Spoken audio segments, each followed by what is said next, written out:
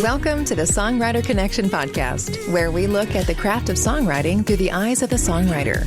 Each week, we make a connection with a music maker, listen to their songs, and hear their stories.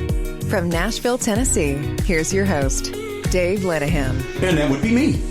Hey, thank you for joining us once again. This is episode number 88 already of the Songwriter Connection podcast. You know, we just recently passed the 2-year mark, so I guess we're officially starting in our 3rd year of the Songwriter Connection podcast, which started out of boredom during the pandemic. And I got a call from a friend who said, hey, be on my podcast. I said, hey, teach me how to do a podcast, and I'll do yours. And here we are. And thanks to you again. We mentioned this last time, but I just can't thank you enough for putting us in the top 25% of Spotify. That's just Spotify alone of all the podcasts that they put out there. And, of course, we're on a lot of different places. We're everywhere you find podcasts. Apple Podcasts, iHeart, Stitcher, Google. By the way, you just Google us.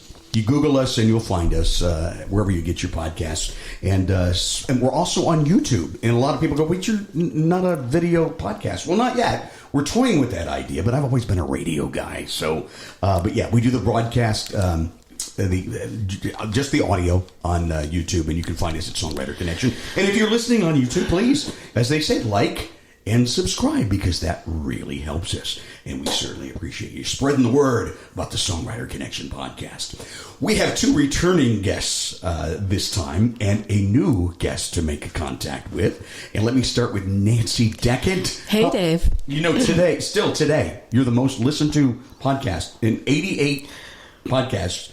Woohoo! By far, everybody, yeah. So that is awesome. Nancy's the owner of Discover Sooner, which we've talked about a lot, in Nashville. Cool. Welcome back, Nancy. Thank you. Yeah. Thank you, Dave. Yeah.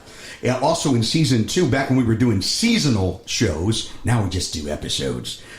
Dallas Remington was on. She's an amazing singer, songwriter, artist. And you'll find out more about her if you look for her in season 2. But welcome back. Hi, thanks for having me back. Yeah, it's good to have you. You know, it was really fun to play with you at the listening room. Not too long ago. That wasn't very long ago. That was fun. That was a fun show. It was. Yeah, we'll have to do that again sometime. Yes, definitely. And making a new connection, we've got hit writer Cyndi Torres with us. Cyndi, how are you? Good to have you here. Hi, I'm really happy to be here. Thanks for asking me. Let's start with you. Now, you came to Nashville from the Detroit area, right? Right. Yeah, and you've been in town since '88. Since '88, and you've done some magical things in songwriting. We're going to talk a lot about co-writing today, and I'm just going to throw this out here right now. You've co-written with the best. I mean, you were with big co-write with Garth Brooks, right? Right. And the song that appeared on his Rope in the Wind album. Correct. What an amazing experience. How did you guys hook up? We met at the Bluebird. Did you? It was like I think it was the open mic tryout thing. Yeah. And he waited outside for me and said he liked my voice and liked what I was singing. And he was going to another writer's night somewhere else, so I followed him. And he didn't have an address here. He was just moving back here, and I was here on vacation, so I didn't have I had an address where I lived. But not here in town. But I worked at the post office. Okay. And after I did get my transfer in '88, hand cases, I worked on the letter sorting machine, which things just zoom by. Yeah. But after a certain hour, I worked nights, you do hand casing of things that don't fit in the letter sorting machine. So there was a CD, not a CD, it was a tape. That's how long it's been. Okay. It was a tape, came through in an envelope. Cassette? Yes, a cassette tape. Because I had 8 tracks. That's how old I am. Yeah, there's those tapes too. Yeah. So cassette tape. But it was coming to Garth from Oklahoma, which I knew that's where he was from. So I had his address, and I called him. I found him on information. I mean, all these things that we don't even know. People who are younger don't even know what that is. So you could call up information and get somebody's number. Information. That's right. There was no internet. Oh, for sure. Yeah. And so he remembered me, and we got together and wrote. And you wrote a gem. Thank you. In Lonesome Dove. And I listened to that again yesterday just to get, just that I wanted to hear it. And what an amazing song. One of those story songs that we don't enough of Amazing. these. Yeah. Any story about the concept and how that became? Well, it was something that I had started in Michigan, and I had read the Lonesome Dove book, and I just loved that book, how I felt about those characters, and so I wanted to write a song.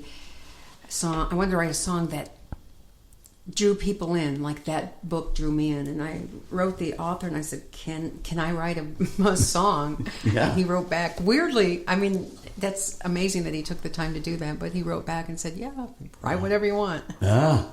He must have got a thrill hearing that, huh? I hope so. Yeah? You don't know? You haven't talked to him since? Or No. You didn't message him and be like, "Hey, by the way, Garth Brooks cut the song"? Yeah. I hadn't even thought about that. I should do You that. should probably try to find the guy and be like, "Hey, I don't know if you knew this." Yeah. But Garth has put it out, and it's been a diamond record and all this stuff, you know? Yeah, exactly. Diamond, that's right. Diamond status, right. What's that, 10 million copies? What's Diamond? 10 million? Yeah. Oh, my God. That's crazy. So fantastic. That is fantastic. Well, let's talk about co-writing. And Nancy, you know, one of the reasons why I wanted to have you all here is because I know you co-write a lot together. And Dallas being an artist, she does, and you can find Dallas on wherever you stream music, Spotify, everywhere. And a lot of these songs we're going to play available, right? Yeah, And we're going to talk about co-writing. So let's start with you, Nancy. I know you, a little background on you. You just like me, an NSAI coordinator. You came from Pittsburgh to Nashville. I came from Cincinnati. How did you first start getting into co-writing, and why do we co-write? Well, you know, we all tried in Pittsburgh to co-write with each other. We did too, but you know, when you're all kind of at the same place, it's really hard to make your way through a song. Someone has to have complementary skills. That's true. You know? So when I started coming to Nashville, I started writing with people here. And I found a lot of complementary songwriters. Maybe I didn't know where the second verse went, but they did, and got a lot more songs done. In 2013, I was really in the process of making the move here, and Dallas and I showed up at the same Commodore round. Oh. And I met this 13-year-old. Commodore Grill, by the way. It's a great Commodore, place. right. It's a Debbie Champion round. Yep. And I was like so impressed with her, and I knew music is what Dallas Remington is going to do with her life. Oh, yeah. And I immediately wanted to co-write with her, but I didn't, you know, like, she's really young and I'm not, you know. That was my first scheduled round ever. I've never been on a scheduled round ever. No I've only kidding. done writers like open mic. Wow. And so that was the first one Debbie ever put me on, and it was you and it's Bill Warrington. Oh, really? It was Bill? It was us I three. remember Bill. So And the three two of of us my favorite ended- people. Yeah. Well, and it was like, okay, really, really want to write with this person, but it just didn't feel like quite the right time for me to be asking her. I saw her again, blah, blah, blah. And eventually, Cyndi brought me in about a year later. Or I had met Dallas, and we had seen each other at a CMA event and stuff. So, you know, it ended up working out. But, you know, when you feel inspired by what someone else is doing, it makes you want to, you know, write with them. Yeah. And that's how I felt when I sat next to her. Oh, man. And sitting next to her, I felt like a star. I remember the first time seeing you, too, and it was at the Commodore, and just being blown away. And this girl's a real deal. She plays, she sings, she's got great stage presence, and, so tell me, why do you co-write? How did you first start co-writing? Well, so Cindy's actually the reason I co-write. Cyndi. I should be asking Cyndi. This is crazy. So I started writing songs when I was 13. Yeah. I had been playing cover gigs all over Nashville. I had a weekly gig at the Nashville Palace, actually. And I was playing there every Saturday afternoon, about 3 to 7. And Nashville Palace, where Randy Travis used to work and broke. Alan Jackson used to sleep in his car just to sing there and stuff like that, you know. Yeah. Not to drop any names. You know, but it's just it was one of my favorite places, and that was one of the first places I ever performed in Nashville, and so I ended up with like a weekly gig there, and then they ended up changing ownership, and for a little bit, a lot of people don't know this, for a little bit, they switched to where they were only Western swing. Really? You could only play Western swing, and I didn't know any Western swing at all. So I kind of lost my gig. Wow. So I remember I walked into Richard's when that was still a place. Oh, yeah. I missed that. I love that place so much. Yes. Alligator. Yeah. Exactly. Great Cajun cooking. You never know who's in there. Love that place so much. And I walked in, and I had written 3 songs.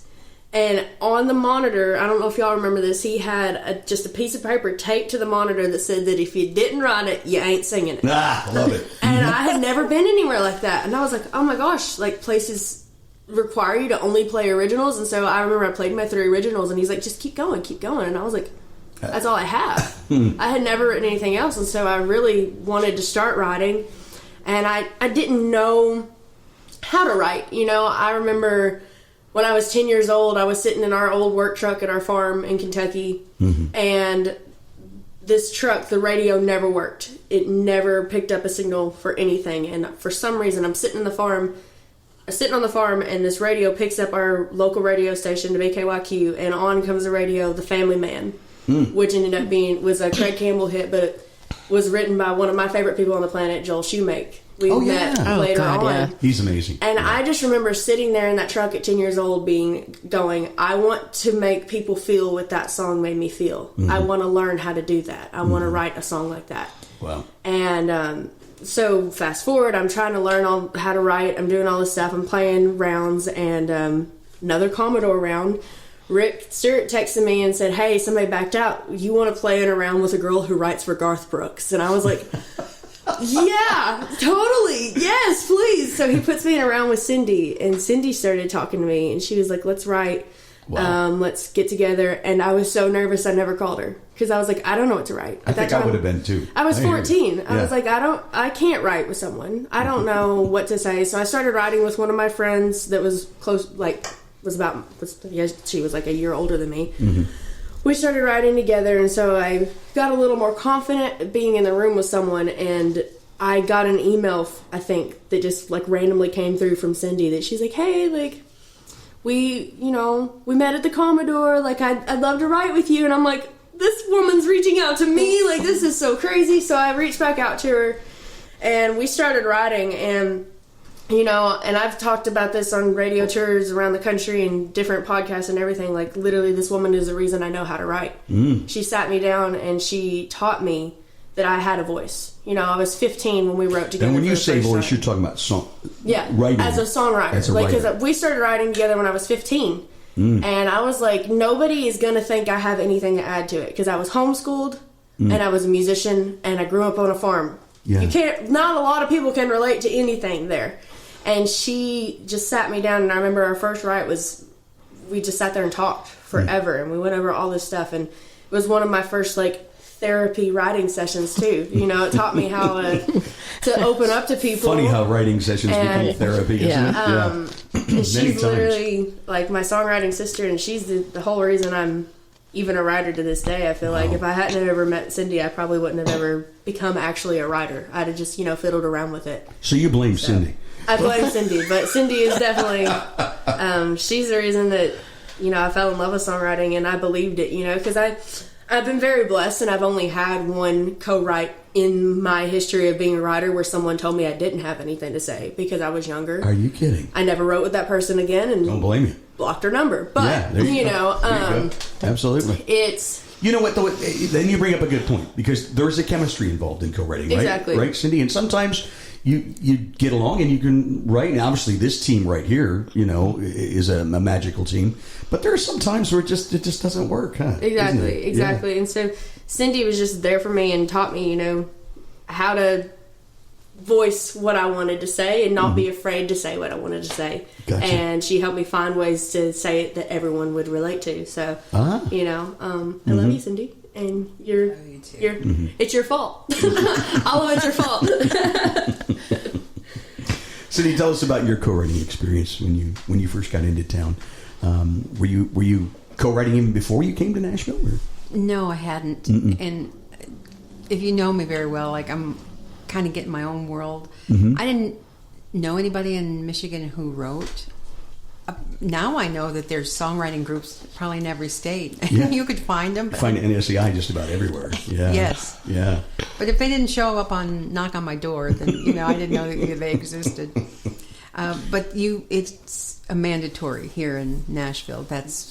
It's a prerequisite. You're going to have to learn how to co-write, and it's actually really great because it grows you in place. It takes you places you wouldn't go. Mm-hmm. So what are some of the advantages of co-writing and why you should be doing it?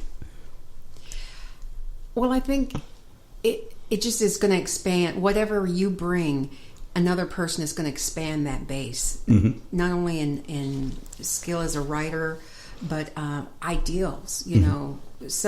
Everybody has strengths that they bring, and so whatever your not strength is, you write with somebody who really comes in and covers that, and I don't really write with an instrument. No, but I'm hearing, like, I always hear chords in my head. I know what I want to do and where I want to go, but they're not instrument driven. Okay.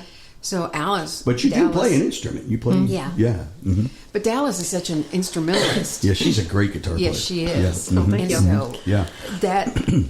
that drive that she has in riffs, instrumental riffs, that's going to drive. It's going to take it a whole different area than I would go to on my own as a song. And also, co-writing is a way to network. Yeah. It's how you kind of, go from meet new people, because your co-writers know people you don't know. That's right. And it's so awesome because you're always meeting new people from the co-writers you keep. Yeah. Mm-hmm. So, there's another point, and I know you wanted to mention this. Nancy's finding co-writers. Yeah. Here in Nashville, Mark Allen Barnett says you just throw a stone and you'll that's for dang sure. But no, finding the right ones, and and there's this thing called Germing. Go to a hit writer and go, write with me. You got to write with me. Right? You have to leave those hit songwriters alone and find other places to meet. Let them find you. Right, but it's very much so like. You just show up. The most usual way is you show up at a writer's round and you play your song, and someone in the crowd is going to hear what you're doing, and then maybe they'll rush up to you and say, let's write together, and then you just exchange information and you never talk to each other again. That happens too. Or it does happen, and then sometimes in a lot of us as writers, we get overheated. Our schedules get overheated. Yeah. We'd really like to.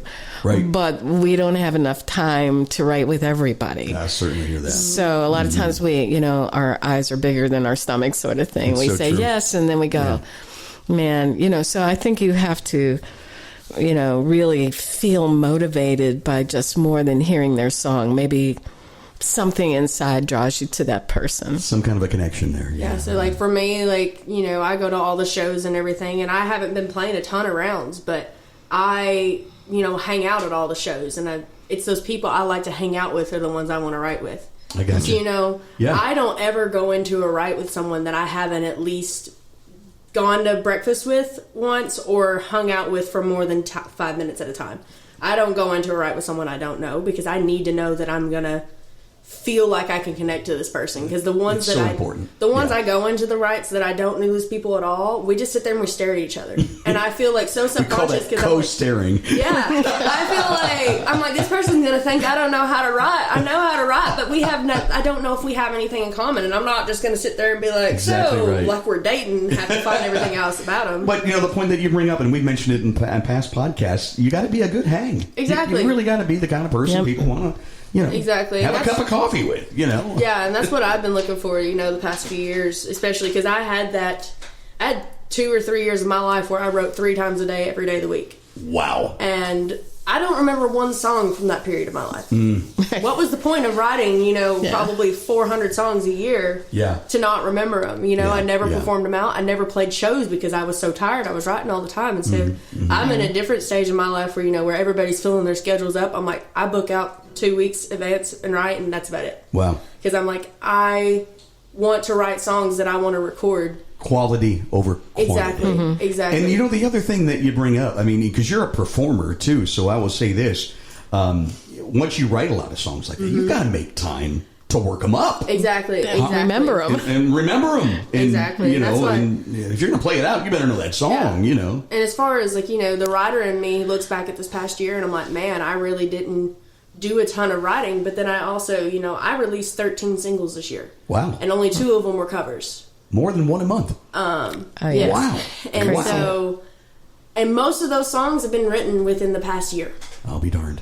So I went and I wrote, you know, at least 8 single-worthy songs and release those. And I'd rather do that than write 300 songs that no one's ever going to hear. Wow. And so that's really what I focused on this year. And that's what, you know, I had to tell all of my co-writers. I'm like, you know, we might have 4 writes on a song, and don't think it's because I'm being a little pain in the butt, but it's because I want this song to be able to release. Gotcha. Because I'm at the point, especially in my stage being an artist, that I'm like, I don't want to write songs that sit there. Right. I want to write songs that either we get to someone or I want to release. Gotcha. Good So point. let's go for it. And there's so- the other advantage of co-writing. You've got Exactly. 3 people that can help spread that song out. Exactly. And get it heard more. Yeah. For me as a writer that's been trying to find the people that are okay with that, because you have the people that just want to write a song, get it done in one session, and they don't care what happens with it. And that's just not where I'm at in my life. I've been in this Gotcha. for Totally 11 understand years, it. so just Well, go for it. Here's the thing. On this podcast, we like to do music live around the dining room table. Yeah. You know, you got your guitar out. So let's pick a song like "Gonna Steal Your Dad," which I love, and it's out there on Spotify, wherever you get music. It's a great single, one of the singles that you put out this year. Yes. So Nancy, Cyndi, Dallas, tell us about that co-write session. Take us through what you did, and let's hear the song, okay? So this is one of those, I call them a magical song, the ones that are done like really fast, that are done in one session or less than one session, you know? It happens from time to time. And so I actually started Steal Your Dad by myself. I got real mad at some girl one day, and I don't know why, and I was like, whatever, I'm gonna steal your dad, heifer.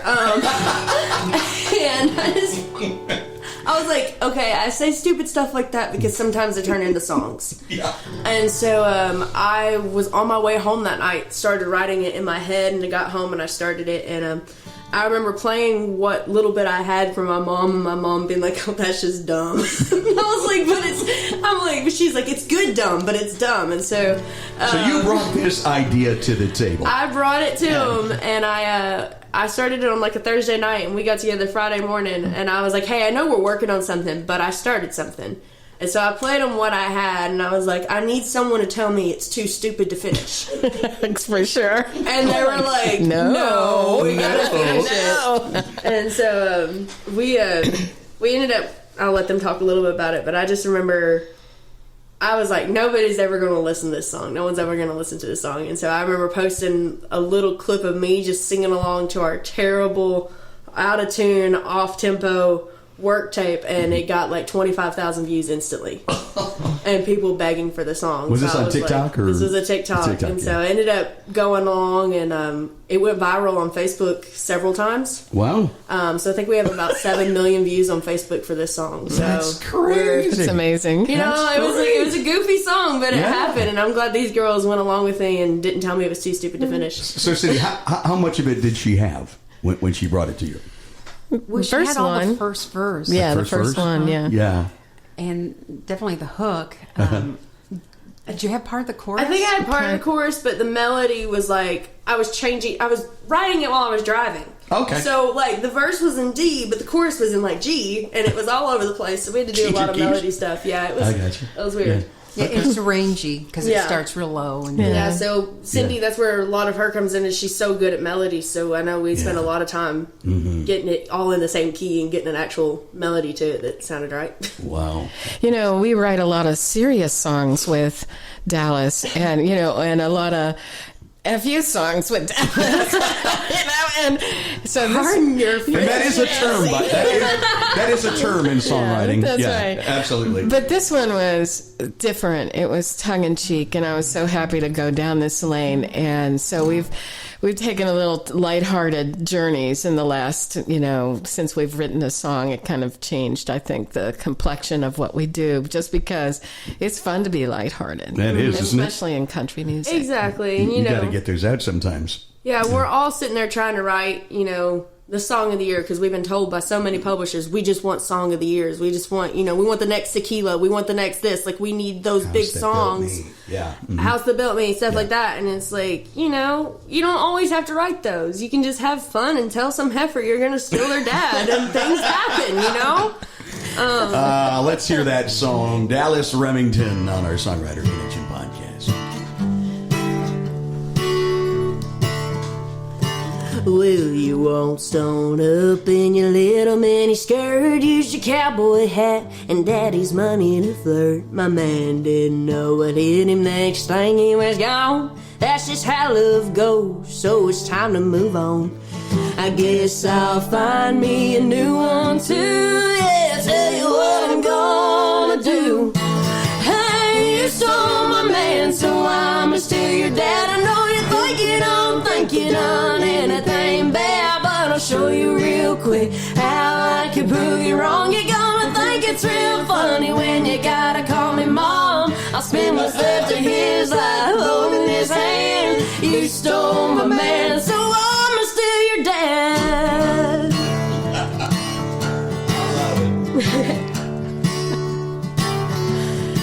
Well, I know he's quite a bit older than me, but he sure as hell fine, so how bad could it be? He's so much better than the boy you just got. Thanks for helping me see there's bigger fish to be caught. I'm married for money or out of spite. Either way, I'm gonna be his wife. Hey, you stole my man, so I'ma steal your dad. I know you think you don't think you done anything bad, but I'll show you real quick how I can prove you wrong. You're gonna think it's real funny when you gotta call me mom. I'll spend what's left of his life holding his hand. You stole my man, so I'ma steal your dad.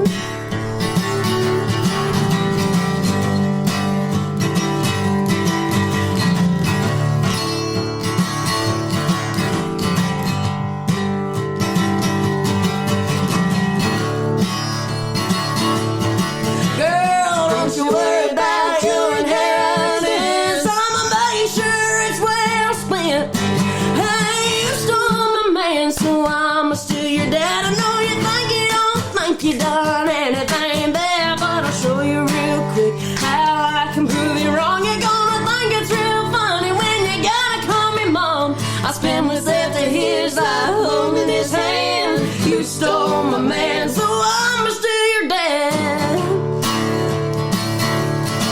Yeah, I'ma spend what's left of his life holding his hand. You stole my man, so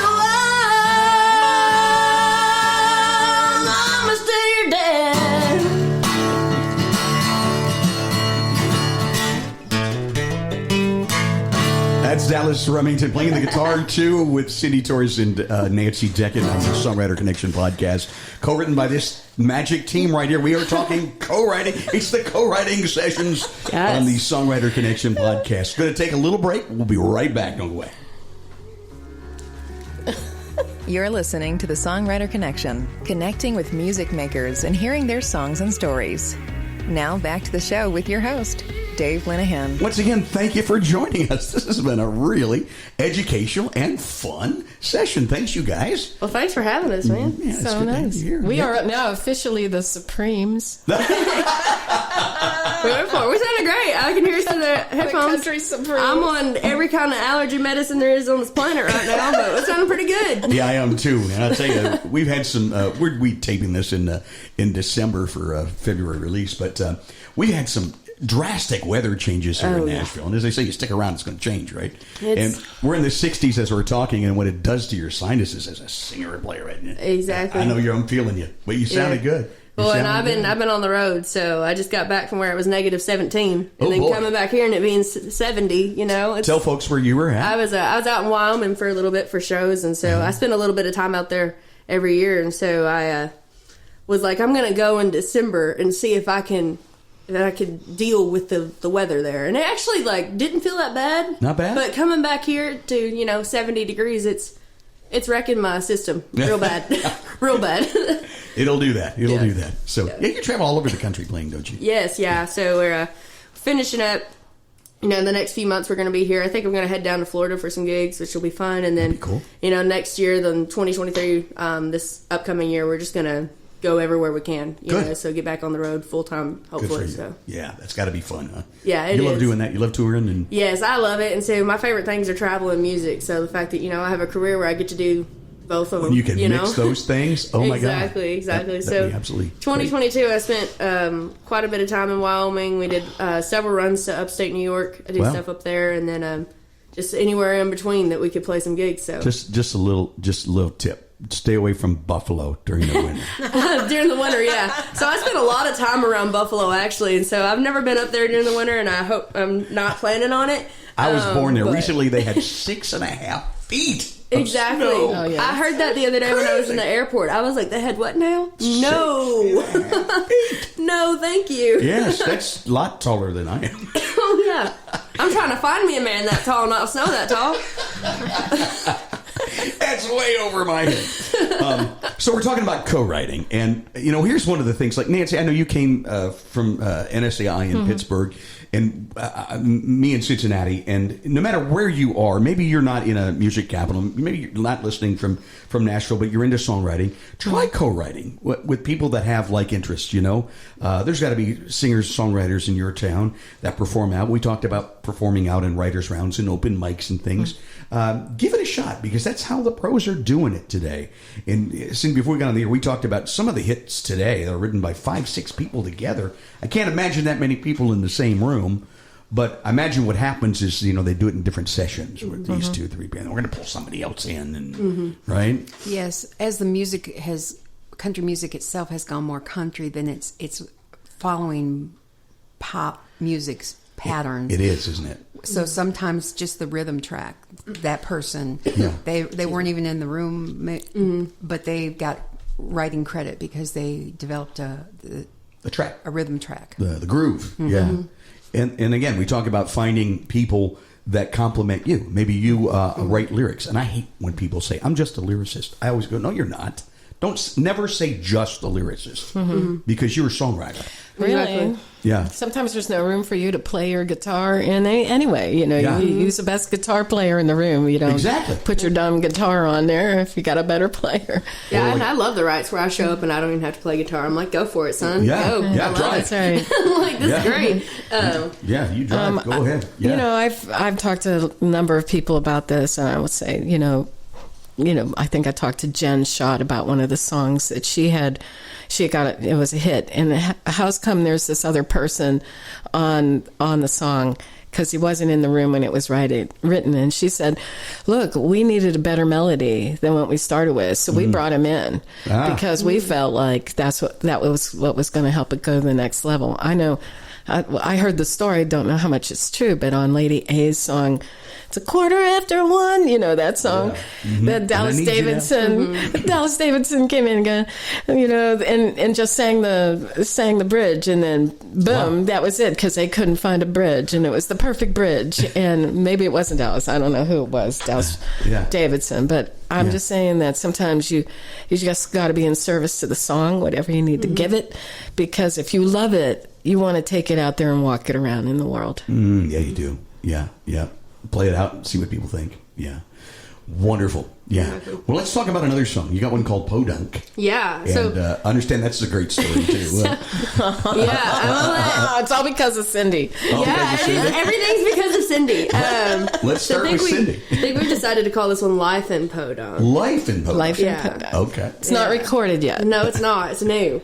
Brand new. But Cyndi, I had a broadcast instructor when I was in college. I don't even know if you were sitting there when we had the idea. Okay, and this is what happened. I remember exactly what happened. All right. Scott Barrier was sitting next to me. Cyndi was across from me, and it was Cyndi's graduation party, and you were standing there, and then one of Cyndi's friends leaned over and said, well, Kenzie got pregnant on her honeymoon. And the four of us looked at each other and said, oh, this is a song, and we're going to write it. And so that's where we started this song. And then sometimes they just have to do with me being a little stubborn, and I was like, it ain't the honeymoon, it ain't the honeymoon. So Kenzie ended up getting pregnant beneath the harvest moon. Oh, okay. Right. So it was a whole new story, but Cyndi's graduation party is where the whole idea came from. And Cyndi's now a counselor. Yes. You know, an addiction counselor. Is that what that is? Or Just regular counseling. just a regular counselor. counselor. Need counseling? Call Cyndi. So you can't help me with my songwriting addiction. Do you want to get rid of that? No, not really. Exactly. I want to get rid of the downtime. It's been 2 weeks since my last song. I need help. Oh, Lord. So she got pregnant under the harvest moon, huh? Yes. I cannot wait to hear this. So let me get this thing in tune. And I know that Scott Barrier is another one I co-write a lot with Scott. Yeah. He's brilliant. He's a brilliant writer. Yeah. He really is. Love him. And like I was saying earlier, you know, I have those I want it perfect. Mm-hmm. So this was one that took us 3 or 4 writes. Yeah. Because I was being real stubborn. That's Okay. I because was like, you know, there's one word that could be different, you know, and things Oh, like yeah. that. But Oh, yeah. I go, like we were saying, quality over quantity. Oh, yeah. And so this was one of those that took a little while, but we finally got it, and I love this song. Right. I posted a video of this one. I don't know if I'm going to release it, but I'm trying to get it to Hardy. Like, I've had everybody tagging Hardy. I'm like, let's get Hardy to cut this thing. But Yeah. if not, I'm going to. So. He's the end guy right now. Oh, he's my favorite. But yeah, Life and Podunk. Kenzie got pregnant neath the harvest moon. From sidelines to pink lines in the locker room. Now the quarterback's is giving practice for the ultrasound. Shotgun a wedding backyard at daddy's house. She was 17 at prom and already showing. That's how life in Podunk goes, yeah.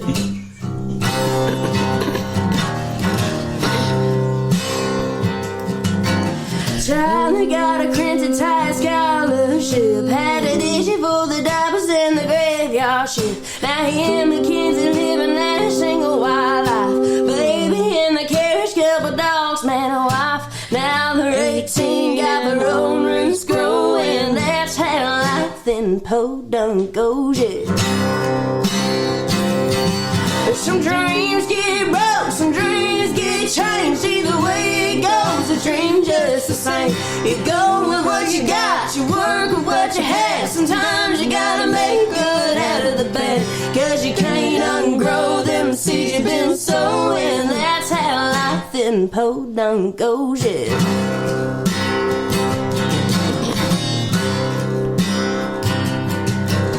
Kenzie thought she'd tell this little town to go to hell.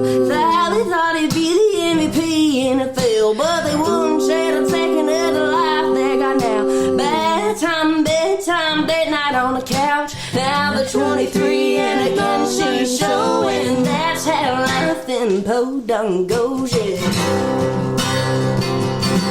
Some dreams get broke, some dreams get changed. Either way it goes, the dream just the same. You go with what you got, you work with what you had. Sometimes you gotta make good out of the bad, 'cause you can't ungrow them seeds you've been sowing. That's how life in Podunk goes, yeah.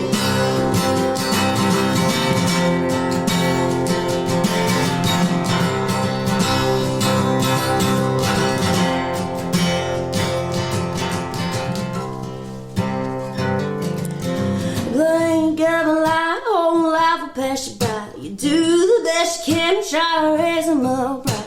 Backseat boredom crosses Mormon County lines. Preacher son, young and dumb, playing with fire. Now the baby's 17 and she's already showing. That's how life in Podunk goes, yeah. That's great. Dallas Remington, song written by Nancy and Cyndi and Dallas together.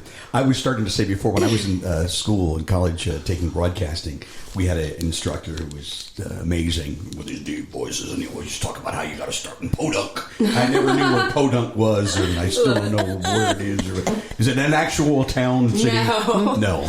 Just wherever you're from. I'm Podunk, Kentucky. Podunk, Kentucky. She's from Podunk outside of Detroit. Yeah. And you're from Podunk, Youngstown, Ohio. Youngstown. So everybody's got their version of Podunk. Oh, I started just outside of Youngstown in Podunk. Just a little town outside of Youngstown when I started in radio. So that's cool. Very cool. What town? Austin town? The station was licensed to Warren. Oh, Warren. Okay. Warren. Yeah, but my buddy, his station was licensed to Niles, was WNIO, I think. Yes, Niles. Yeah. And it was so funny because they used to broadcast the Steelers games, and we did the Browns. And the funny thing about the funny thing about that, and I know I digress. Youngstown is split right down the middle. There's Browns fans and there's Steelers fans. That's right. I ended up in Pittsburgh. That'll tell you everything right there. Well, you've had a whole lot more to root for over the years. So, yeah. But we're talking about co-writing, and I'll tell you one of my first experiences co-writing was when I started working with NSAI, and we started putting together co-writing groups, and there were 3-4 of us that lived very close. We found out that we lived very close to each other, and we're like, how did we never, meet? But we did through NSAI, and we would meet on Sunday mornings, as we all worked. We would meet at Perkins Pancake House. Oh, Perkins. Yeah. And we'd call it Breakfast and a Hook. So we'd all go in, and we'd have our pancakes and coffee, and we would all talk about our song ideas. And we'd pick one. And then we'd go back to my house or one of the others, because we all lived real close by. And we would sit down and try to write that song. And so that's something you can do. I mean, find people with like interests that are into music, and we really recommend co-writing. Let's get into this next song. It's called Happy for You. Yeah. So And another great story behind this song? Yeah, well, so this was, how we were talking about before Podunk. This would have been a great conversation for this one. It's like, sometimes you have a song that you've started with some people, and then you feel like you need to bring someone else in. You know that somebody would have this. So this is one that Nancy and I started with our buddy John Allen Miller. And I loved the song, and I knew there was something to it. And so Nancy and I were talking about it, and we were writing together, and then Cyndi came in, and I was just like, let's get a hold of John. Let's see if it's okay if we bring Cyndi in on it. Yeah. I, to this day, don't think they've ever met. She's never met John. Wow. So we ended up finishing the song that day with Cyndi, and we sent it over, and he was cool with it. And excuse me, I ended up putting this one out as just a live acoustic version of it. I just want to add to that right there, because sometimes it's a little sticky with co-writing, and you start with somebody, and then you pull somebody else in, but always get permission. Make sure you always have permission. Don't just some assume. People ain't okay with it. But some aren't. Yeah, they're not. And so John was super cool with it, and we ended up getting a single out of this one. Good. We've only put a live acoustic version out of this one. I want to do a full production one eventually, but this was my Hold on, before you start, I want to say one thing about this song. Okay. I had come up with this idea, Happy for You, sort of like Bless Your Heart is, sort of like, oh, I'm happy for you, like. And I knew right away it was a Dallas song, right? Yeah. And it's always an honor if you get to bring the song idea into the room, right? It's always that honor. But I think a lot of times, you bring your song idea to the room. Yeah. And maybe that song never gets fully realized. Yeah. What do you do when that song, this song did. It was everything that I wanted it to be. But sometimes in the room, I get this question a lot. Can I take my hook back? And I think, because sometimes you want to get more out than this song, than the people you had in the room that you wrote with. And I think, you kind of have to ask for permission on that too. You have to be really gut-wrenchingly honest. No one wants to do this and cause some conflict, but go to your co-writers and say, hey, I'm just, nothing about that version is working for me. And you don't say it like that, but you say, hey, I just feel like I'd like to write this again with some other people. Yeah, would you? And are you okay with that? Yeah. And I don't think it's at all, we're not really using anything that we had in that song. Yeah. And if that would be the case, then you kind of ask if you can have your idea back. And most times they're going to say, go most of the time, I'm sure, because it didn't matter to them either, right? They're not going to say, no, bring me into that, right, with those other people. They're not, normally they wouldn't do that. Yeah. I think one of my favorite, I I love writers' rounds because I love listening to like the I do stories too. behind them, and so I love going to hit writers' rounds to hear how things go. Me too. And I'm not going to name the song or the people, but I remember one of my favorite stories ever was a pretty big hit song a few years ago. That this girl had the idea, she pitched it to these people, and she goes, I just want y'all to know that if this does not turn out how I want it, I'm writing it with somebody else. Are you kidding? She told them right there, and it ended up Wow. being this monster hit. They were like, challenge accepted, and they wrote this huge hit, and I was like, Whoa. she put the pressure on them, but I was Wow. like, you gotta, What? if you're gonna have like, the gut to say that, say it. But she knew what the song needed to be. Wow. And she managed to find the right people first try. Isn't but that I was dang. like, that's hilarious. I was like, dang girl, you went for it. But And, I love and you're that. like, I'm happy for you. yeah, she's I'm happy for very you. happy for her bank account now. Very. Let's hear that song.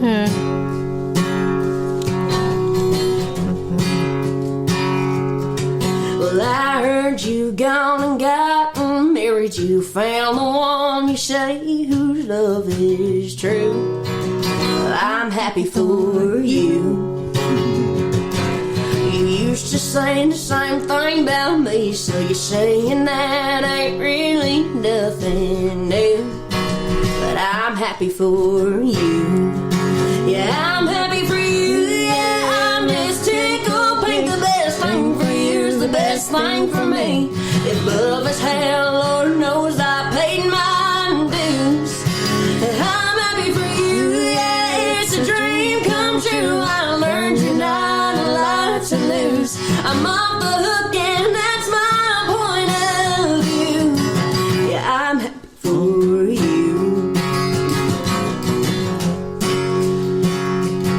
Well, God bless the girl, she must be a saint. She don't mind the things I can't, and that's the truth. Yeah, I'm happy for you. You're drinking, snoring, no show mornings can't hold a job. Well, thank God I got a clue. Yeah, I'm happy for you. I'm happy for you. Yeah, I'm just tickled pink. The best thing for you is the best thing for me. If love is hell, Lord knows I paid my dues. I'm happy for you. Yeah, it's a dream come true. I learned you're not a lot to lose.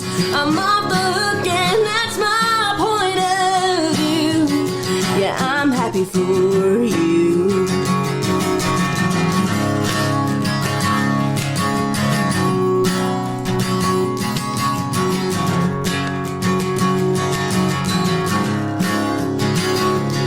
They say love is blind, now I can see that you don't look that good to me. I say love is blind, now I can see I'm happy for you, but more happy for me. I'm happy for you, yeah, I'm just tickled pink. The best thing for you is the best thing for me. If love is hell, Lord knows I paid my dues.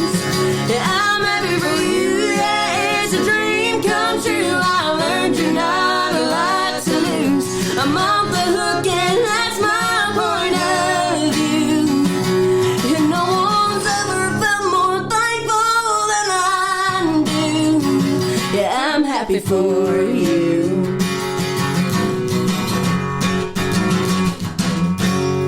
Yeah. Happy for you.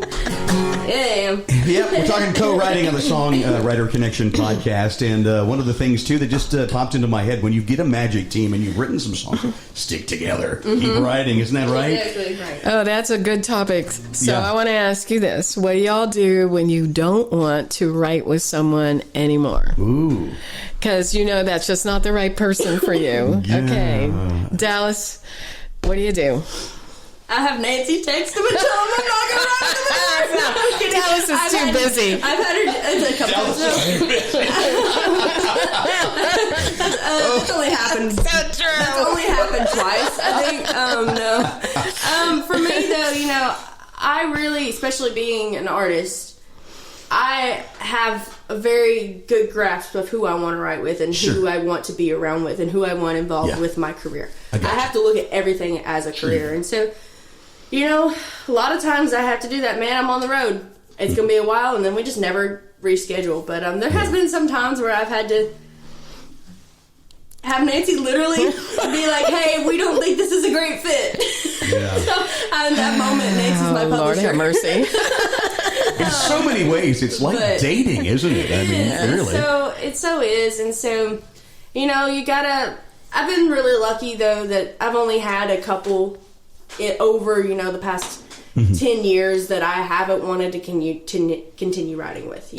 Good. Because of the fact that I kind of filter them beforehand, or I go out, hang out with them before, or play around with them before, or something where I get to know them first. There you go. And then if I don't feel like it's going to happen, I just don't set it up. Yeah, we're not a match. Yeah. There's sometimes when you leave those rights. I mean, I had one 2 months ago that was my first right in years that it was very obvious the three of us in that room did not work together. We just didn't reschedule. There wasn't even anything. It was just, hey, this was fun.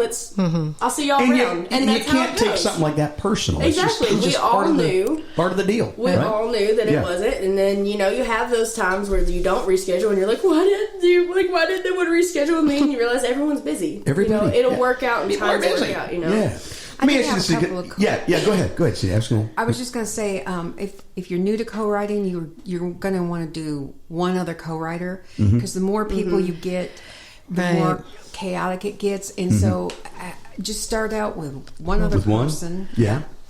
And the more you know yourself, like I know myself, if there's too much going on, and now my co-writers know me well enough, I'm going to plug my ears, I'm going to shut you out, because I need to get in my own head. And there's so much going on. With 4 people, there can be a lot going on. Yeah. So understand how you work best, and if you need to leave the room and go think. Oh, yeah. And I do that a lot when I call it an epiphany. Epiphany. I have to go to the bathroom. Yeah. And, So, and I want to talk about this for a minute. Yeah. I was going to say. Well, I was going to say, I wrote with a pro writer who's had some really big hits, and she told me right away, she goes, I'm just going to warn you up front. Sometimes I get in a zone, and I'm going to tell you to shut up. And I may cuss and swear, but you just, when I'm in that zone, let me go, let me type. And I go, okay, bro. Yeah. But go ahead. Okay, so there have been some times when I'm in the room with somebody and I know I like them more than they like me. They're just not into me, right? It's just like dating. That is seriously like someone, my God, I just really want to get back, but I can feel it. They already left the room. So you kind of have to read that room, I think. And then I've had situations when I know this other person really wants to write with me again, and it's just not, it's usually, a lot of energy coming at me. Yeah. And I just, back up, and they just can't. Yeah. And so, and I've just learned that it's too hard to be too honest in this situation. You might try, especially with someone you don't know. Yeah. I'll just say, I've learned, I don't want to hurt anyone's feelings, but at times when I've said, it just doesn't work for me, and then I see them out at the listening room and they feel all awkward. A little weird. It's too weird. So I just say, hey, my schedule's really booked right now. I'll have to get back with you. Yeah, and because it never ends well. Yeah. It never ends well. So this is the best way to do it. Just not make it, because they're going to feel weird when you see them, and you might love them as a human being. Yeah. But it's just not the right thing to be writing with you. They're just not the right person. You're right. It happens. That's a very good point. I'm glad you brought it up. Let me ask one more thing, because I want to get another song in before we have to go. But I'll throw this out to you too. Can't we stay here all day and talk to you? I would love that. I would love that. Songs to write. I would love that. Yeah. You set up a co-write. What do you expect? What do you bring? What do you expect from your co-writers when you go into a session? Who wants to start? Well, there's a difference between this group and other people. Ours end up being therapy sessions. So it's like, what guy is Dallas ticked off at today? And how do we write a song about it? No. it is different with every group, right? Like if you're writing with a hit songwriter, you darn well are going, or someone that you've waited a long time to be in a room with, you are taking your best ideas in there. Yep. Right. And if you're writing with your great friends, you can just sit around and you can figure out what you're going to write. Yeah. And if you're writing with somebody like, you work harder for the people that you really want to hold on to. I mean, that's a fact. Absolutely. Yeah. And for me, like I said, I hang out with all my co-writers. That's my thing. Is like we all hang out, so I get a lot of my ideas from things they say. Yeah, I do too. And so like my buddy Robert, he knows that he's literally pointed out. He's like, I know that if you pull your phone out, you're writing down something you just heard, either from this conversation or something behind you. Me too. I'm just one of those people, and so but because I'm hanging out with my co-writers, I always write down what they say and I put their name beside it and I take it to them.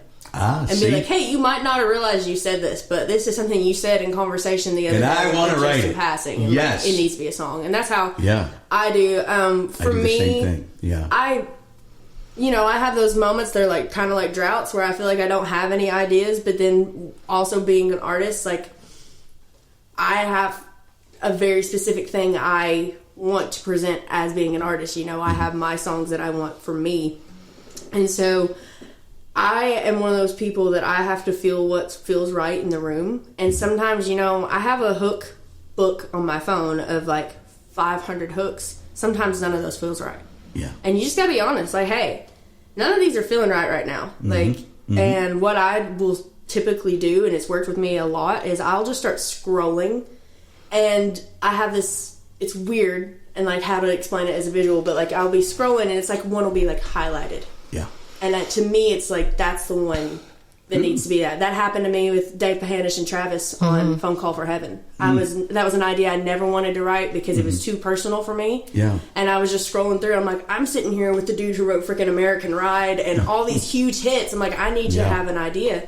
And I had nothing. And that just like scrolling through, and it was like, that just popped out. And I just instantly, it was a very, very personal idea, and I started crying and it was like a therapy session with them, and we ended up writing it. Yeah. But those are the moments for me. Gotcha. So you bring your hooks, but you have to realize that sometimes your hooks aren't what's going to be written in the room. And like there's they have the people that they come in, they'll have like, I had all these ideas, and you can't be like upset when your idea isn't the one used, obviously. Gotcha. Yeah. You got to be Give it up. ready for whatever's happening. So in addition to ideas, Cyndi, how about like a melody? Can you bring a melody? I got this melody that I've been wanting to write. Yes, I have done that. Sometimes that's, at least for me, more a stylized thing. So, yeah, like if I want to do Celtic, I'll come up with like a Celtic style hook, and then I'll take it to that person, and I'll go, okay, so this is the melody I got. What words could we fit in there? You got anything in that hook book that fits this melody? Yeah, that's cool. I want to say one time that Dallas and I were writing with Chris Wallen, the amazing Don't Blink Chris Wallen. He's great. I'm pretty sure I told him to shut up. Shut up for a minute. You want to talk about? Yeah. You want to talk about being blown off? Every time I see him, going to come on the podcast, right? Oh yeah. Send me some dates. Send us some dates. Right. Then those are all gone, and next month, hey, here's some more dates. Oh yeah. He's the best though. No response is also a response. Well, don't take that personally. No, I don't, because I know I love him. He's a great writer, and I know he's very busy. Yeah, I'm totally rejected on a daily basis. But Chris, we were trying to figure out what we were going to write, and Chris Wallen took out his phone and scrolled through every idea. Wow. He got all the way down to people loving people. Like that's how far down on the hook book he got. He was trying to find the perfect idea. He offered her every idea that he had in his book. Wow. So that's the work ethic and so amazing. Absolutely amazing. Of Chris Wallen, and we need to be like that. Yeah. We need to have a hook book, and we need to have it ready. If you're not familiar with him, Google him. He's written a lot of huge songs. It was so funny though, because he's like yelling all these ideas. Don't blink. He got down to people loving people. I was like, well, that's cool. And he had this one idea, and like, we're not going to play that song now, but I just remember like whatever he said sparked the idea in me for what we ended up writing. And he was still talking, and I was like, hey, Chris, I'm going to need you to stop for a minute, because I got to think. And I was like, I just told Chris to stop. Like, what did I just, what? But there is another real point before you hit another song. There's another point about song co-writing. You can't be afraid to throw something out there because it may spark what becomes the next line or the next direction that song takes. Even if they rejected every line you said so far. Yeah. Just, you know, keep put your big girl pants on and do it. That is still that song with Nancy and Chris is one of my favorite co-writes ever, one of my favorite songs, and that was one. And you know, you did that on the podcast with you when we did this before. Play that one. If you look for Dallas Remington's podcast here, Songwriter Connection, they do that song. Yes, Songs Wrote Me. My Opry debut song, saving it for the Opry debut. That's right. That's right. We talked about that. Opry debut it's song. It's going to happen. That's right. Well, the WSM invited you over because of Steal Your Dad, and you were on. She was on WSM. You were Spotlight Artist of the Month or something. Yeah. It's fantastic. Whoa, what an honor! That's awesome. Yeah, they've been awesome.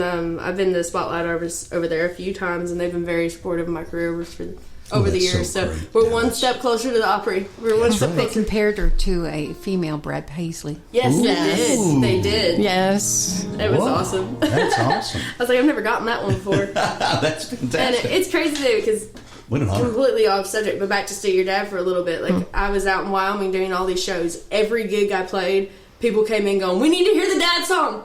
Oh yeah. Like they didn't even know me, but they had looked me up and they knew that one. And so there was one show I had to play it multiple times because people kept coming in. They're like, "Have you played the Dad song? We need to hear the Dad song." That's a hit. You know it is. How do we get it there? Absolutely. So songs resonate with people, man. So I'm going to play one more, White Trash Heart. Yes. Oh, Dallas, tell There's us one the of those story, titles girl. that you got to hear. I have right? to tell the story too. So we all go on writing retreats at least once a year, and I love those. I love them. They're like one of my favorite times of the year. And so we were on one last January out in Dixon, and was a whole bunch of us out there, but we decided because a few of us went out early, and we decided before everyone got up there, we were going to do a girls' right and a guys' right, because there was 3 guys there already and 4 girls there.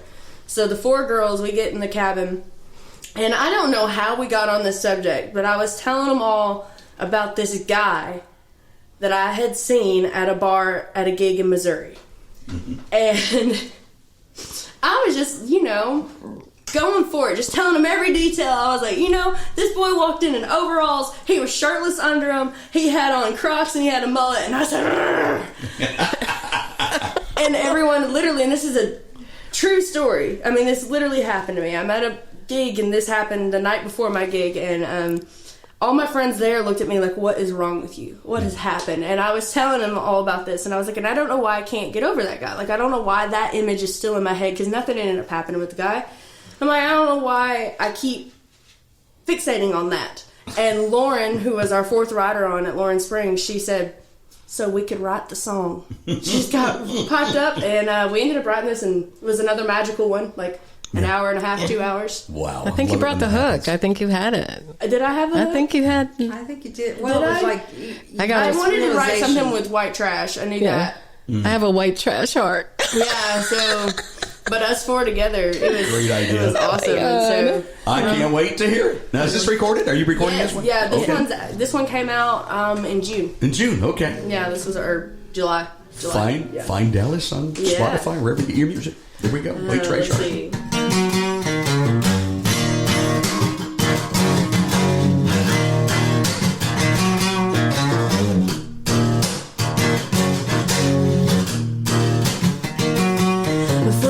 My nose checking them and them overalls, farmer's tan, no shirt, gravy thick accents, gold ring, trucker hat, work boots, red dirt. I know it ain't a phase, and at least I know it. Yeah, I really don't mind that my Kentucky showing. Lord knows my mama tried, probably gonna wreck mine and daddy's pride. That's who I am inside. Bougie kind, they wish I was different, but I play my part. The family's black sheep with a white trash heart. She's good, maybe she's born with it.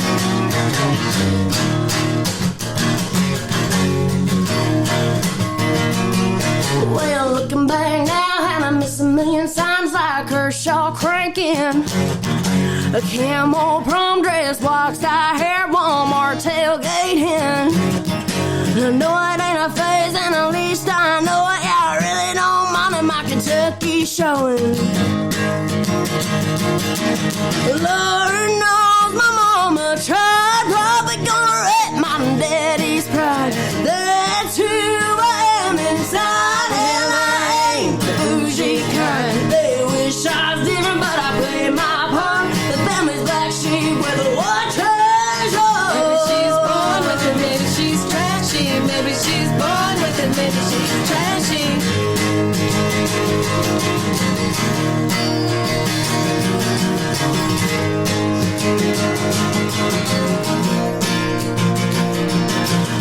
Maybe she's born with it, or maybe she's trashy. Oh, maybe she's born with it, or maybe she's, Lord knows my mama tried, probably gonna wreck my daddy's pride.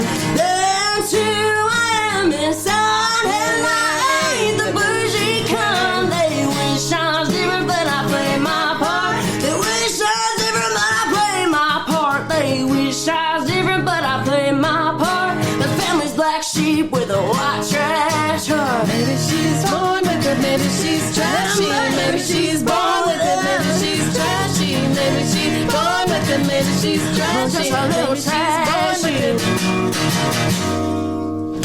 Dallas Remington, what a great song. Nancy, Deckant, Cyndi Torres, all our guests. Try co-writing, folks. Sometimes 2, 3 heads are better than one. Exactly. Hopefully we've given you a lot of helpful hints. And if you're not co-writing, maybe you should start. It's something to think about. Nancy, thanks for being on the show again. It was wonderful. Quickly Thanks, tell Dave. folks about Discover Sooner, because it's a great organization. Okay, Discover Sooner, and it is our mission to help the next generation of songwriters and artists to meet music professionals and publishers and stuff like that. And if we have things that actually put people together in co-writing situations. You do. That's right. So, like the Sync Challenge does that, and you can meet them in our community. And so, if you can't get to a writer's round, join Discover Sooner's community. DiscoverSooner.com? Yes. All right. And Dallas, where can we find you out there? Yeah, so the easiest way to find me is DallasRemington.com. That's Dallas like the city, and Remington like the shotgun, or the curling iron, or the razor, whichever one you want to choose. They're all spelled the same. So DallasRemington.com. From there, it's got the links to all my socials and all the music platforms. We released, like I said, 13 singles this year, so that's awesome. Or last year. So, and I think somebody going to be saying Remington like the singer. Yeah, hopefully. Like the Dallas. Apparently, I have to say it that way because I apparently hold the M too long, and people think it has 2 M's. It's 1 M. So it's 1 M. Okay. Just like the shotgun or the curling iron or the razor. Okay. 1 M. Got it. Cyndi, you've got a webpage out there too, right? And I hope folks will get on it. Yes. Yeah. And I'm on streaming platforms as well. Good. My last one that I released, Dallas, it's called Songtown, and Dallas is a co-writer on that. Oh, I love wow. that song about being a songwriter in Nashville. Oh, I got to hear that for sure. Absolutely. They can find you on Facebook, Instagram.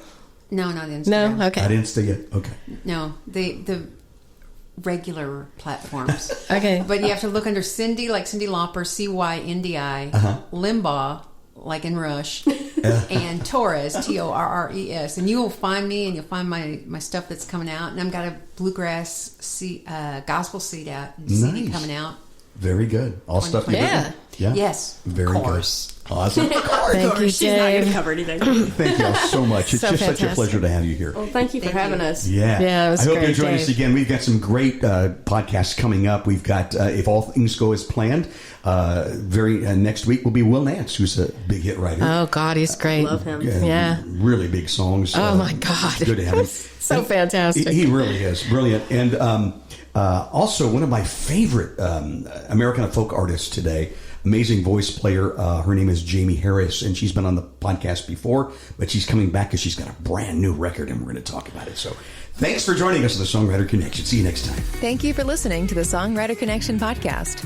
Find us on social media at Songwriter Connection. Also, listen to Dave Lanahan's Nashville Connections radio show. It streams live every Friday morning on WOBL and WNOI. Look for us on Facebook and YouTube. See you next time on Songwriter Connection.